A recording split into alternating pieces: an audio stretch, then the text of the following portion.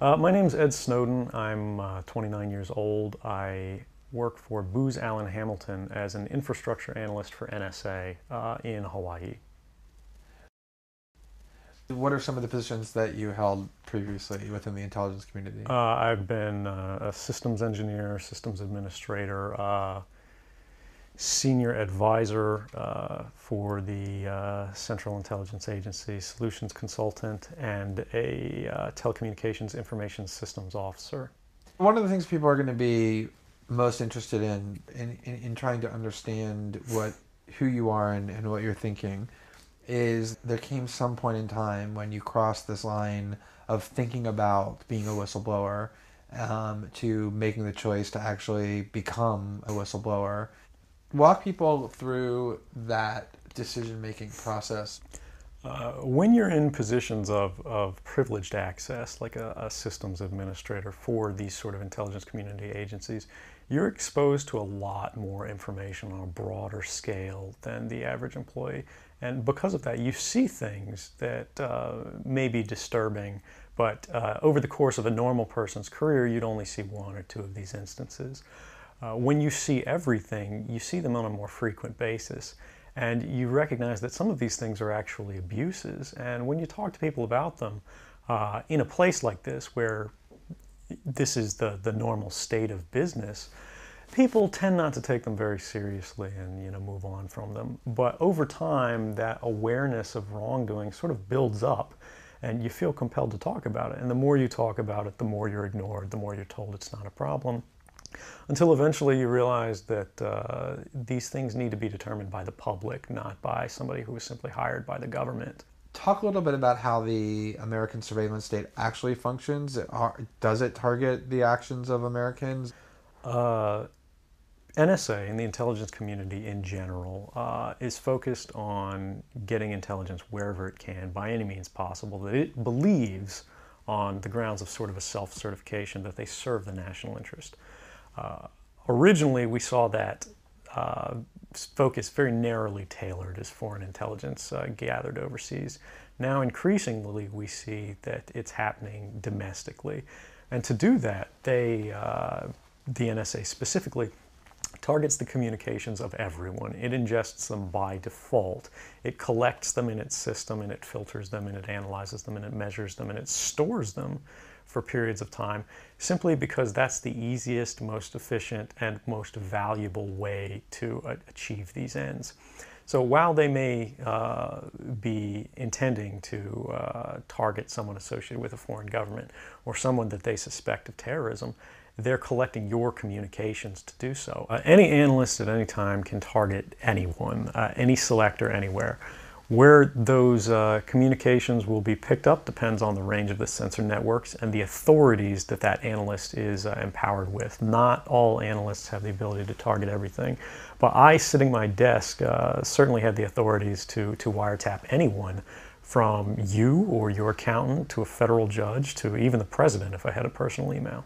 One of the extraordinary parts about this episode is that usually whistleblowers do what they do anonymously and take steps to remain anonymous for as long as they can, which they hope often is forever. You, on the other hand, have decided to do the opposite, which is to declare yourself openly as the person behind these disclosures. Why did you choose to do that? I think that the public is owed an explanation of the motivations behind the people who make these disclosures that are outside of the democratic model. When you are subverting the power of government, that's a fundamentally dangerous thing to democracy. And if you do that in secret consistently, as the government does when it wants to benefit from a secret action that it took, it'll kind of give its officials a mandate to go, hey, tell the press about this thing and that thing, so the public is on our side.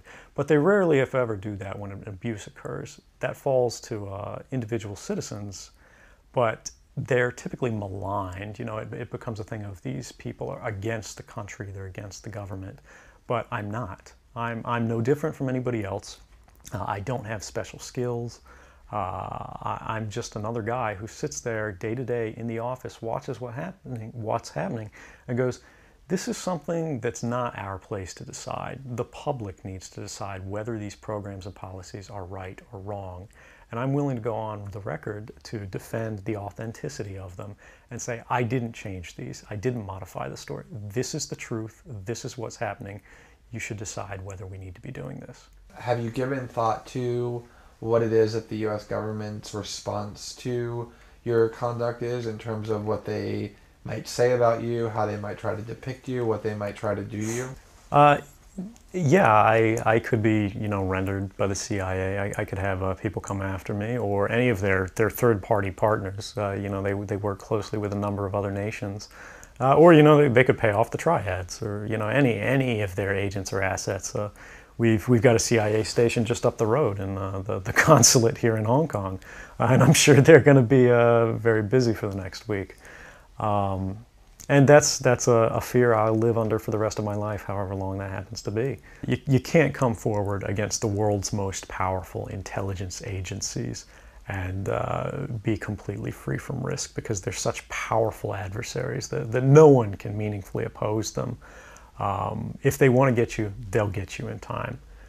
But at the same time, you have to make a determination about what it is that's important to you. And if living unfreely but comfortably is something you're willing to accept, and I think many of us are, it's the human nature. You can get up every day, you can go to work, you can collect your large paycheck for relatively little work against the public interest, and go to sleep at night after watching your shows. But if you realize that that's the world that you helped create, and it's going to get worse with the next generation and the next generation who extend the capabilities of this sort of architecture of oppression, you realize that you might be willing to accept any risk. And it doesn't matter what the outcome is, so long as the public gets to make their own decisions about how that's applied. Why should people care about surveillance? Because even if you're not doing anything wrong, you're being watched and recorded. And the storage capability of these systems increases every year consistently by orders of magnitude, to where it's getting to the point you don't have to have done anything wrong. You simply have to eventually fall under suspicion from somebody, even by a wrong call. And then they can use the system to go back in time and scrutinize every decision you've ever made, every friend you've ever discussed something with, and attack you on that basis to sort of derive suspicion from an innocent life and paint anyone in the context of a wrongdoer. We are currently sitting in a room in Hong Kong, which is where we are because you traveled here. Talk a little bit about why it is that you came here, and specifically there are going to be people who will speculate that what you really intend to do is to defect to the country that many see as the #1 rival of the United States, which is China, and that what you're really doing is essentially seeking to aid an enemy of the United States with which you intend to seek asylum. Can you talk a little bit about that? Sure. So there's a couple assertions in those arguments that are sort of embedded in the questioning of the choice of Hong Kong. The first is that China is an enemy of the United States. It's not. I mean, there are conflicts between the United States government and the Chinese PRC government, but the peoples inherently, we don't care. We trade with each other freely. We're not at war. We're not in armed conflict, and we're not trying to be. We're the largest trading partners out there for each other. Additionally, Hong Kong has a strong tradition of free speech. People think, oh, China, great firewall. Mainland China does have significant restrictions on free speech, but the people of Hong Kong have a long tradition of protesting in the streets, of making their views known. The internet is not filtered here, no more so than any other Western government. And I believe that the Hong Kong government is actually independent in relation to a lot of other leading Western governments. If your motive had been to harm the United States and help its enemies, or if your motive had been personal material gain, were there things that you could have done with these documents to advance those goals that you didn't end up doing? Oh, absolutely. I mean, anybody in the positions of access with the technical capabilities that I had could, suck out secrets, pass them on the open market to Russia. They always have an open door, as we do. I had access to, you know, the full rosters of everyone working at the NSA, the entire intelligence community, and undercover assets all around the world, the locations of every station we have, what their missions are, and so forth. If I had just wanted to harm the U.S., you know, that you could shut down the surveillance system in an afternoon. But that's not my intention, and I think for anyone making that argument, they need to think, if they were in my position, and you know, you live a privileged life, you're living in Hawaii in paradise and making a ton of money, what would it take to make you leave everything behind? The greatest fear that I have regarding the outcome for America of these disclosures is that nothing will change.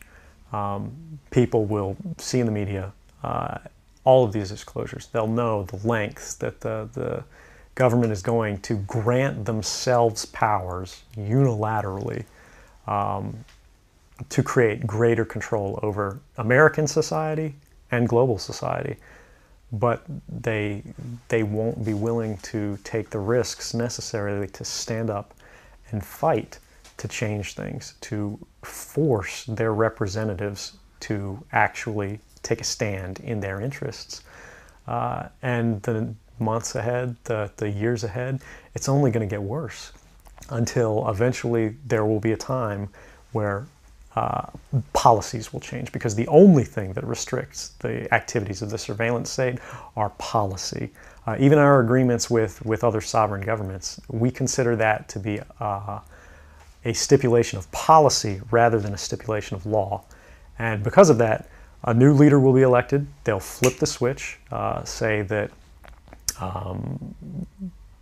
because of the crisis, because of the dangers that we face in the world, you know, some new and unpredicted threat, we need more authority, we need more power, and there will be nothing the people can do at that point to oppose it, and it'll be turnkey tyranny.